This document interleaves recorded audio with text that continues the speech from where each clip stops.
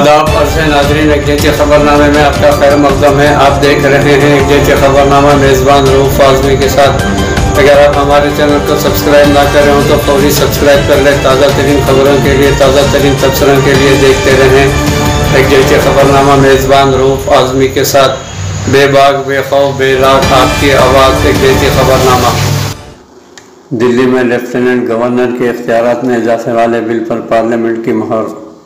राज्यसभा ने दिल्ली में lieutenant governor के इख्तियारात के दायरे वसी करने वाले मुतनाज़ा दिल्ली कौमी राजधानी खित्ते हुकूमत तरमीमी बिल 2021 ईस्वी बुध को अपोजिशन के हंगामे के दरमियान 100 वोटों से मंजूर कर लिया गया है, जिससे इस पर पार्लियामेंट की मोहर लग गई है। लोकसभा में बिल को पहले ही मंजूर कर चुकी है। कांग्रेस और अपोजिशन पार्टियों के अरकान ने बहस के दौरान इस बिल को सेलेक्ट कमेटी को भेजने की मांग की, जिससे हुकूमत ने खारिज कर दिया। बहस के दौरान अपोजिशन की कार्रवाई 3 बार मुलतवी भी करनी पड़ी। मरकज़ी वज़ीर जी किशन रेड्डी ने कहा कि ये बिल दिल्ली में लेफ्टिनेंट गवर्नर और दिल्ली हुकूमत के दरमियान इख्तियारात के सिलसिले में पैदा हुए शुबहात और गलतफहमियों को दूर करने के लिए लाया गया। मरकज़ी हुकूमत इसके ज़रिए ना तो दिल्ली में पिछले दरवाजे से हुकूमत करना चाहती है और ना ही ये कदम सियासत के तहत उठाया गया है। इनके जवाब के बाद ईवान ने बिल को 100 वोटों से मंजूर कर लिया है। इससे अपोजिशन के लीडर मल्लिकार्जुन खड़गे ने कहा कि अपोजिशन ने बिल की खामियों को ईवान में उजागर किया है, लेकिन हुकूमत बिल की कमियों को मानने के लिए तैयार नहीं है, इसलिए हम वॉकआउट कर रहे हैं। बीजू जनता दल एसपी और वाईएसआर कांग्रेस ने अरकान ने बहस के दौरान ही ईवान से वॉकआउट किया। इलेक्शन कमीशन ऑफ इंडिया ने बंगाल में मुनसिफाना इंतखाबात कराने पर जोर दिया है। इलेक्शन कमीशन की साबिका बेंच ने बुध को मगरबी बंगाल असम्बली इंतखाबात मुनसिफा कराने पर जोर देते हुए कहा कि रियासत में इंतखाबात से पहले या इस दौरान किसी भी तरह के तशद्दुद या बदअमनी को क़तई बर्दाश्त नहीं किया जाएगा। Chief election commissioner Sunil Kumar Arora की सदारत में साबिका बेंच ने कहा कि वोटिंग के दौरान सभी कोरोना ज़ाब्तों और आइनी फ़राइज़ पर अमल किया जाएगा। कमीशन ने इस बात को यकीनी बनाने की भी हिदायत दी कि लोग समाजी दूरी पर अमल करें, मास्क पहनें और पोलिंग बूथों पर सैनिटाइज़र का इस्तेमाल करें। इन्होंने ज़िले इंतज़ामिया से पीपीआई किटों की खरीदी, मशीनरी और थर्मल एक्सेसों के इंतज़ाम के लिए भी कहा है कि ताकि पोलिंग बूथों पर लोगों की मुकम्मल जांच की जा सके। वाज़ेह रहे कि रियासत में 8 मरहलों में असम्बली इंतखाबात कराए जा रहे हैं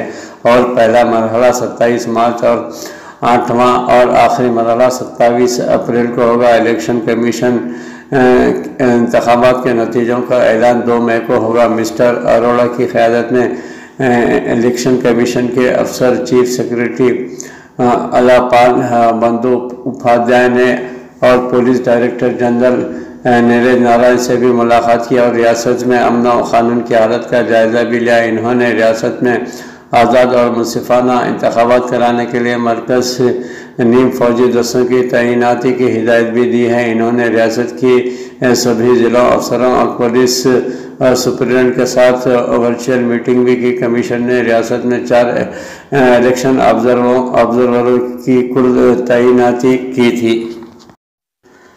रियासत तेलंगाना में तमाम अहलियती इम्तिहानात शेड्यूल के मुताबिक होंगे। सदर नशीन Telangana state council for higher education पापी रेड्डी का ऐलान हुकूमत की जानिब से तालीमी इदारों को बंद किए जाने के बाद फैसले का कोई असर रियासत तेलंगाना में मुनक़्क़िद होने वाले किसी भी अहलियती इम्तिहानात पर नहीं होगा और तेलंगाना स्टेट काउंसिल बराए आला तालीम की जानिब से मुनक़्क़दा किए जाने वाला तमाम अहलियती इम्तिहानात वक्त मुक़र्रर पर मुनक़्क़द किए जाएंगे। Telangana state council for higher education के अहदेदारों ने बताया कि रियासी हुकूमत के महकमा तालीम की जानिब से तालीमी इदारों को बंद किए जाने के फैसले के साथ ही रियासत में होने वाले अहलियती इम्तिहानात में शिरकत के ख्वाहिशमंदों में बेचैनी पाई जाने लगी थी। बताया जाता है कि Telangana state council for higher education की जानिब से किए गए फैसले के मुताबिक EAMCET, E set, PGE set, I set, PE set law set, PGL set and ad set के इम्तहानात के सिलसिले में जो शेड्यूल जारी किया गया है उस शेड्यूल के मुताबिक ही इम्तहानात मुनक़्क़िद किए जाएंगे। सदर नशीन कौंसल प्रोफेसर T. पापी रेड्डी ने बताया कि तेलंगाना स्टेट कौंसल बराए आला तालीमात को साल गुज़िश्ता सख्त तरीन हालात के दौरान तमाम अहलियती इम्तहानात के इनेकाद का तजुर्बा हासिल है और अब जो सूरत हाल है वो इतनी संगीन सूरत हाल नहीं है जो साल गुज़िश्ता रही थी, लेकिन इसके बावजूद भी कौंसल की जानिब से इम्तहानात मुनक़्क़िद किए गए हैं और ऑनलाइन भी इम्तहानात के इनेकाद का तजुर्बा होने के सबब कोई मुश्किलात पेश आने का खदशा नहीं है। इसीलिए कौंसल ने इस बात का फैसला किया है कि रियासत में कोई भी अहलियती इम्तहानात को मुलतवी नहीं किया जाएगा और तमाम अहलियती इम्तहानात के इनेकाद के सिलसिले में शेड्यूल जारी किया जा चुका है और तमाम इम्तहानात शेड्यूल के मुताबिक मुनक़्क़िद किए जाएंगे। NV. Ramana chief justice of India होंगे। नाज़रीन, जस्टिस एन.वी. रमन्ना 24 अप्रैल को नए चीफ जस्टिस ऑफ इंडिया के तौर पर ओहदा संभाल लेंगे। मौजूदा चीफ जस्टिस S.A. बोबड़े ने रमन्ना को चीफ जस्टिस बनाने की सिफारिश की है। जस्टिस रमन्ना को 17 फरवरी 2014 ईस्वी को सुप्रीम कोर्ट में मुक़र्रर किया गया था। चीफ जस्टिस बोबड़े ने मरकज़ी हुकूमत को एक मकतूब लिखते हुए जस्टिस रमन्ना की सिफारिश की है। चीफ जस्टिस के तौर पर रमन्ना की मियाद 16 माह से ज़्यादा होगी। वो आंध्र प्रदेश के ज़िले कृष्णा से ताल्लुक़ रखते हैं।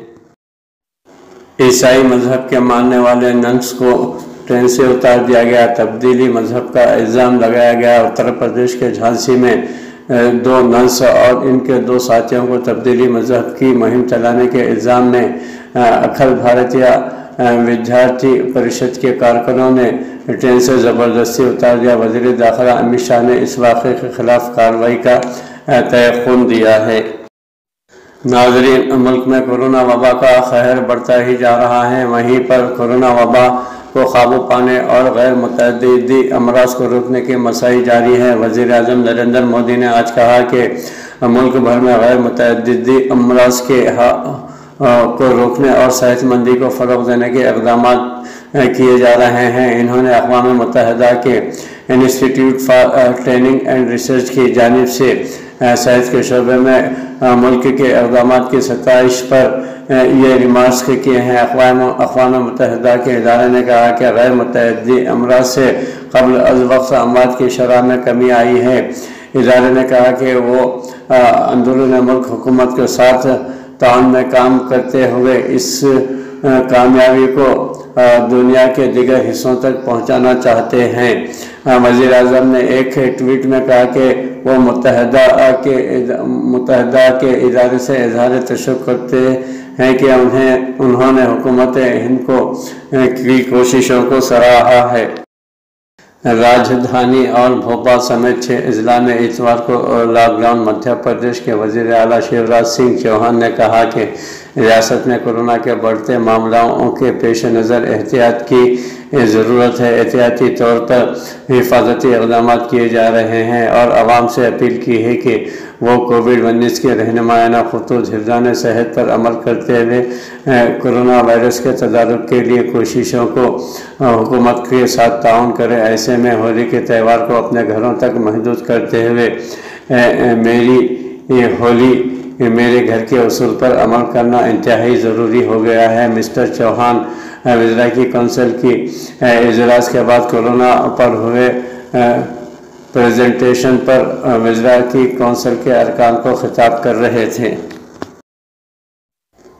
अबू ज़हबी ने 12 ममालिक के शहरियों को क्वारंटाइन की पाबंदी से इस्तिस्ना करार दिया है। 12 मुल्कों में सऊदी अरब के शहरी और मुक़ीमीन शामिल हैं। अबू ज़हबी महकमा सक़ाफ़त व सियाहत ने सऊदी अरब समेत 12 ममालिक के शहरियों को क्वारंटाइन की पाबंदी से इस्तिस्ना कर दिया है। अबू ज़हबी आने वाले मुसाफिरों के हवाले से ग्रीन लिस्ट अपडेट की गई है। इसके मुताबिक 12 मुल्कों के मुसाफिरों से अबू ज़हबी पहुँचने पर सिर्फ PCR टेस्ट लिया जाएगा।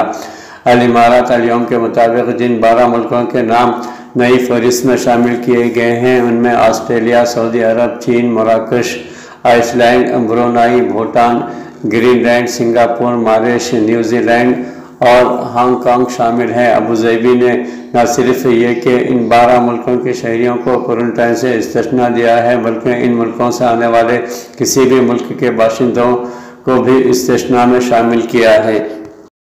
دبئی شیخ حمدان بن راشد انتقال کر گئے، انا للہ و انا الیہ راجعون۔ دبئی میں 10 دن کا سوگ، 10 دن تک پرچم سرنگوں ہوگا، سرکاری ادارے 3 دن بند رہیں گے۔ دبئی میں شیخ حمدان بن راشد المکتوم آج بدھ کو انتقال کر گئے۔ دبئی حکومت نے 10 دنوں تک سوگ کا اعلان کیا ہے۔ اس دوران سرکاری پرچم سرنگوں ہوگا جبکہ سرکاری اداروں میں 3 دن تعطیل ہوگی۔ اماراتی نیوز ایجنسی عوام کے مطابق دبئی حکومت نے تعزیتی پیغام میں کہا ہے کہ شیخ حمدان بن راشد المکتوم کی وفات پر صدمہ ہوا ہے، انا للہ و انا الیہ راجعون۔ کورونا کے موجودہ حالات کے باعث نماز جنازہ افراد خاندان تک محدود ہوگی، تاہم دبئی کے تمام مساجد میں آج مغرب کی نماز کے بعد غائبانہ نماز جنازہ ادا کی جائے گی۔ حکومت نے کہا ہے کہ آج بدھ سے 10 ایام تک سوگ منایا جائے گا۔ ریاست کے تمام سرکاری اداروں میں جمعرات سے ہفتے تک تعطیل ہوگی۔ متحدہ عرب امارات کے سابق وزیر خزانہ شیخ حمدان بن راشد المکتوم کی عمر 75 برس تھی۔ وہ دبئی کے نائب حکمران بھی تھے۔ وہ دبئی کے حکمران شیخ محمد راشد کے بھائی تھے۔ الامارات میں کورونا کے نئے کیسز پھر بڑھ گئے ہیں۔ مجموعی متاثرین کی تعداد 4,44,398 ہو گئی ہے۔ متحدہ عرب امارات میں کورونا کے نئے مثبت مریضوں میں اضافہ ہوا ہے۔ منگل کو پچھلے 24 گھنٹے میں 2,172 نئے مریض سامنے آئے ہیں۔ مجموعی متاثرین کی تعداد 4,44,398 ہو گئی ہے۔ نئے مریض مختلف قومیت سے ہیں۔ ان سب کی حالت مستحکم ہے اور انہیں ضروری علاج فراہم کیا جا رہا ہے۔ امارات کے سرکاری خبر رساں ایجنسی وام نے وزارت صحت کے حوالے سے بتایا کہ پچھلے 24 گھنٹے میں جدید تشخیصی آلات کی مدد سے کورونا کی مزید 2,09,089 ٹیسٹ کیے گئے ہیں۔ بیان میں وزارت نے بتایا کہ پچھلے 24 گھنٹے کے دوران زیر علاج مریضوں میں سے مزید 6 چل بسے، مجموعی اموات کی تعداد 1,451 ہو گئی ہے۔ وبا سے متاثرہ افراد میں سے مزید 2,348 مکمل صحت یاب ہو گئے ہیں۔ صحت یاب ہونے والوں کی تعداد بڑھ کر 4,27,188 ہو گئی ہے۔ برطانیہ کا نیا امیگریشن پلان، پناہ گزینوں کی مشکلات بڑھنے کا امکان۔ برطانوی وزیر داخلہ کے مطابق ان لوگوں کو نکالا جائے گا جو برطانیہ میں رہنے کا حق نہیں رکھتے۔ برطانوی حکومت نے بدھ کو اپنے دہائیوں پرانے پناہ دینے کے نظام میں تبدیلی لاتے ہوئے نئے منصوبے کا اعلان کرتے ہوئے کہا ہے کہ موجودہ نظام پر بہت زیادہ بوجھ ہے۔ فرانسیسی خبر رساں ادارے AFP کے مطابق برطانوی وزیر داخلہ پریتی پٹیل کے مطابق امیگریشن کے نئے منصوبے کا انحصار اس بات پر ہوگا کہ پناہ گزینوں کی ضرورت کیا ہے، نہ کہ اس پر کہ انسانی اسمگلروں کو پیسہ کمانے کا موقع مل رہا ہے۔ دوسری جانب اس فیصلے پر پناہ گزینوں کے گروپوں نے برہمی کا اظہار کیا ہے۔ وزیر داخلہ اس حوالے سے کہتی ہیں کہ اس منصوبے کا مقصد ان لوگوں کی شناخت کرنا ہے جنہیں اصل میں پناہ کی ضرورت ہوتی ہے، اور اس سے غیر قانونی طور پر ملک میں آنے والوں کے داخلے کی حوصلہ شکنی کی جائے گی۔ قوانین میں رد بدل سے ان لوگوں کو بھی ملک سے باہر نکالا جائے گا جو برطانیہ میں رہنے کا حق نہیں رکھتے۔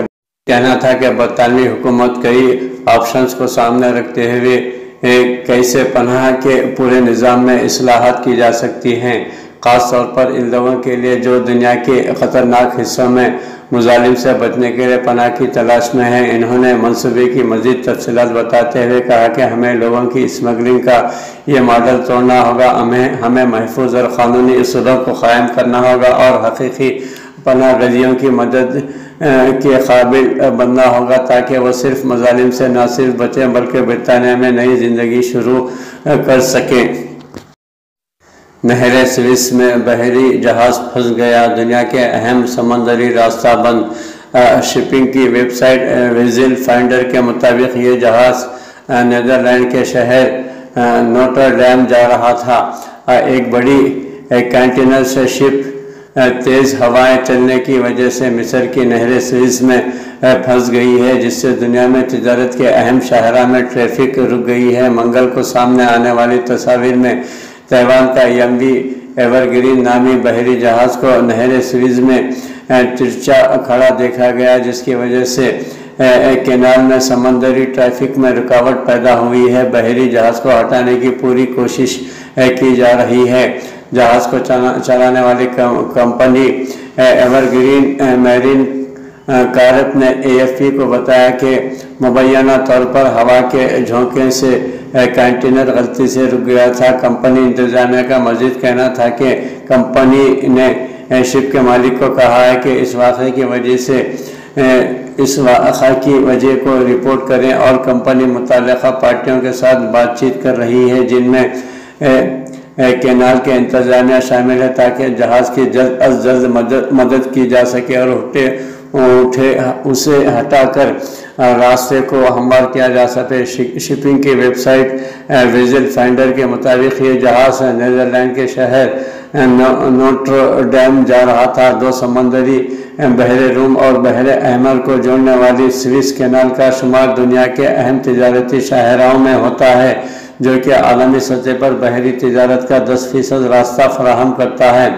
سوئس کینال اتھارٹی کا کہنا ہے کہ گزشتہ سال تقریباً 19,000 بحری جہازوں کا سوئس کینال سے گزر ہوا تھا، جس میں 1.17 ارب ٹن کا سامان تھا۔ یہ کینال حالیہ سالوں میں مصر کی معیشت کے لیے بہت فائدہ مند ثابت ہوا ہے، اور ملک نے گزشتہ سال کینال سے $5.61 ارب کی آمدنی کمائی تھی۔ مصری صدر عبد الفتاح السیسی نے 2015 عیسوی میں ایک ایسے منصوبے کا انکشاف کیا تھا جس کے تحت کینال میں انتظار کا وقت کم اور جہاز کی تعداد 2023 عیسوی تک بڑھائی جا سکے۔ فروری میں صدر نے اپنی کابینہ کو احکامات جاری کیے تھے کہ کینال کے لیے ایک لچکدار مارکیٹنگ پالیسی اپنائی تھی تاکہ کووڈ-19 کی وجہ سے ہونے والے معاشی بحران سے نمٹا جا سکے۔ مصری حکام نے اب تک ٹینکر کے رکنے پر کوئی بیان نہیں دیا ہے۔ یمن کے وزیر اعظم کا دورہ، سعودی عرب حکام سے ملاقاتیں کریں گے۔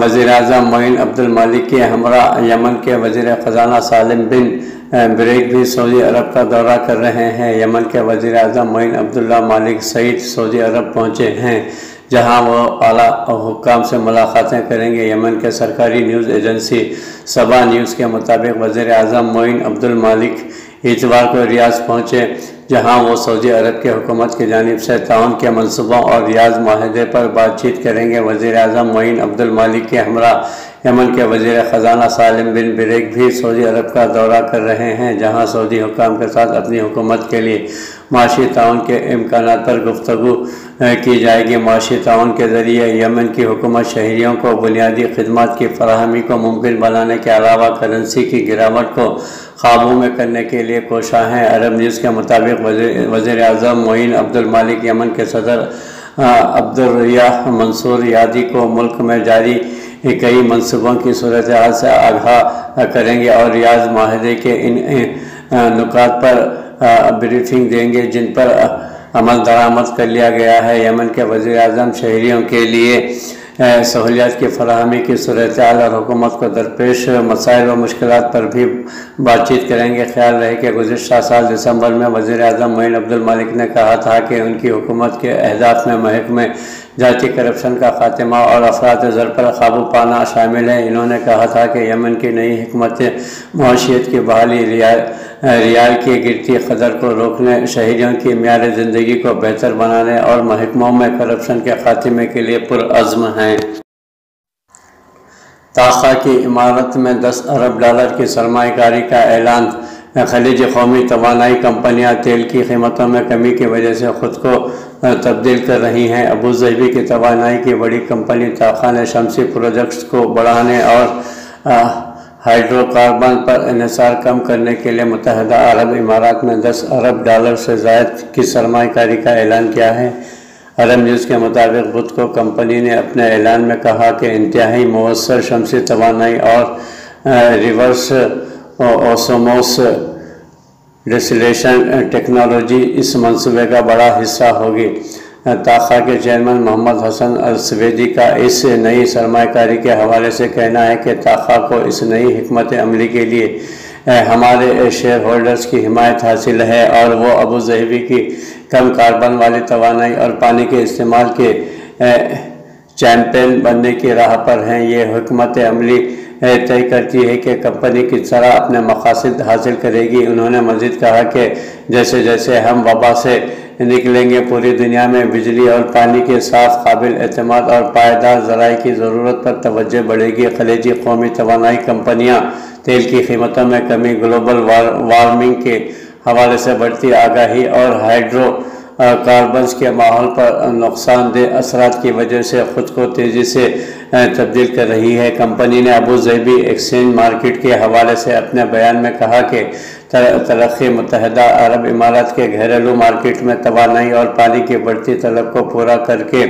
اور منتخب بین الاقوامی مواقع سے فائدہ اٹھا کر ہی حاصل کی جا سکتی ہے۔ نئی حکمت عملی میں غیر ملکی سرمایہ کاروں کو کمپنی کے 49% شیئرز حاصل کرنے کی اجازت بھی ہوگی۔ تاخا کے CEO حسین ثابت نے بلومبرگ سے بات کرتے ہوئے کہا ہے کہ نئی حکمت عملی کے تحت سعودی عرب کمپنی کی توجہ کا مرکز بنے گا۔ انہوں نے کہا کہ ترجیحات کے لحاظ سے ہمارے پاس سعودی عرب میں آپریشنز دستیاب ہیں۔ بین الاقوامی سطح پر ہم GCC پر توجہ مرکوز کریں گے۔ ولی عہد شہزادہ محمد بن سلمان سے چینی وزیر خارجہ کی ملاقات میں مختلف شعبوں میں تعاون کو فروغ دینے کے لیے مواقع کا جائزہ لیا گیا۔ سعودی ولی عہد شہزادہ محمد بن سلمان سے بدھ کو نیوم میں چینی وزیر خارجہ وانگ ژی نے ملاقات کی ہے۔ سعودی خبر رساں ادارے SPA کے مطابق ملاقات میں سعودی عرب اور چین کے تعلقات کے مختلف پہلوؤں، دو طرفہ تعلقات اور مختلف شعبوں میں تعاون کو فروغ دینے کے لیے مواقع کا جائزہ لیا گیا ہے۔ علاقائی اور بین الاقوامی پیش رفت، مشرقی وسطیٰ میں سلامتی اور استحکام کو بڑھانے کی کوششوں اور مشترکہ دلچسپی کے امور پر بھی تبادلہ خیال کیا گیا۔ سعودی ولی عہد نے دورے کے لیے مملکت آمد پر چینی وزیر خارجہ کا خیر مقدم کیا، جبکہ چینی وزیر خارجہ نے چینی صدر کی طرف سے ولی عہد کو خیر سگالی کا پیغام پہنچایا۔ ولی عہد نے بھی چینی صدر کے لیے خیر سگالی کا پیغام دیا ہے۔ اس موقع پر سعودی وزیر خارجہ شہزادہ فیصل بن فرحان، وزیر مملکت و رکن کابینہ ڈاکٹر مسعد الایبان بھی موجود تھے۔ چین کی طرف سے مملکت میں متعین سفیر اور معاون وزیر خارجہ بھی بات چیت میں شریک ہوئے۔